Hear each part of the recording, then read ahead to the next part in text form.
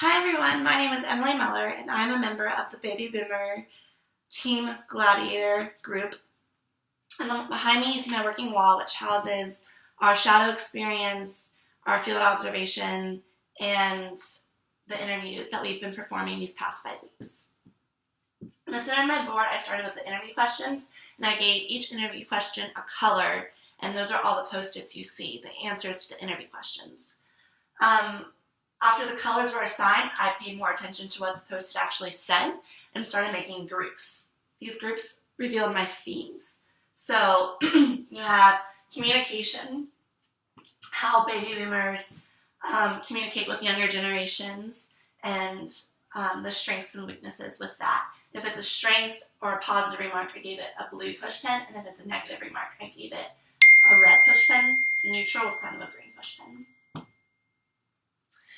Moving along with that, I have skill sets and what baby boomers believe they have that the younger generations don't, or vice versa. Mannerisms, this particular post-it summarizes it best when they talked about the interruption factor in technology and how kids will be like this all the time, even if there's someone face-to-face with them, and how that's a hindrance for them, the baby boomer. Another skill set is identity. This was particularly interesting to me based off this one post that said, that's the difference between me and younger generations. I do not value social media's opinion.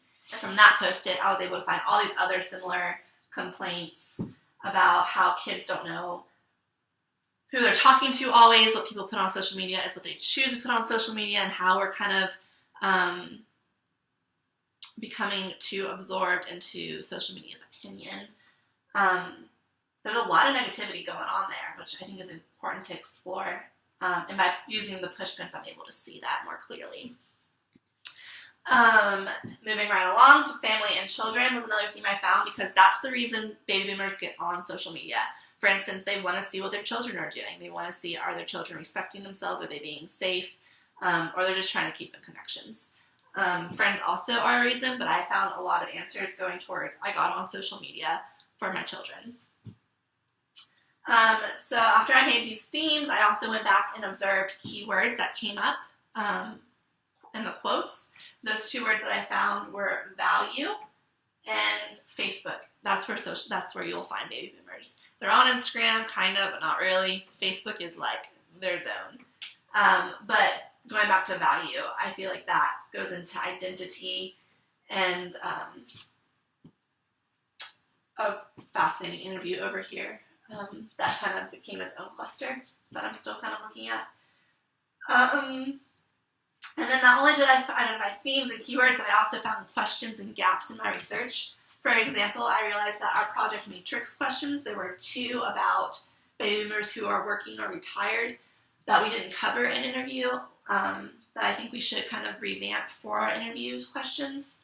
However, we did have a shadow experience that uncovered that baby boomers do work and what it's like for them. Other questions I had were feelings, and that's the emotional design aspect that I feel like we should hit harder.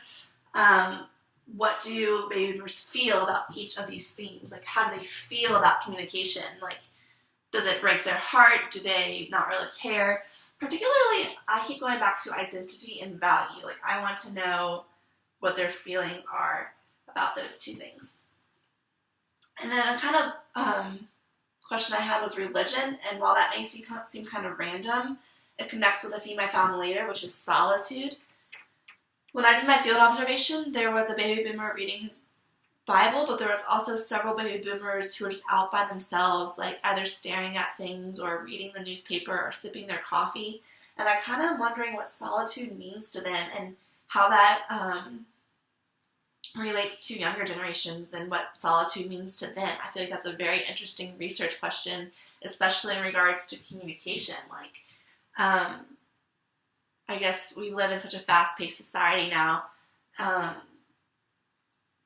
that revolves around communication. How does that relate to solitude? They're 2 completely different things, but there's connections, as you see on my board. So those are kind of what I want to further research, is communication and this idea of solitude and how that relates to all the identities. that is the baby boomers and the younger generations. So, yeah, that's what I have.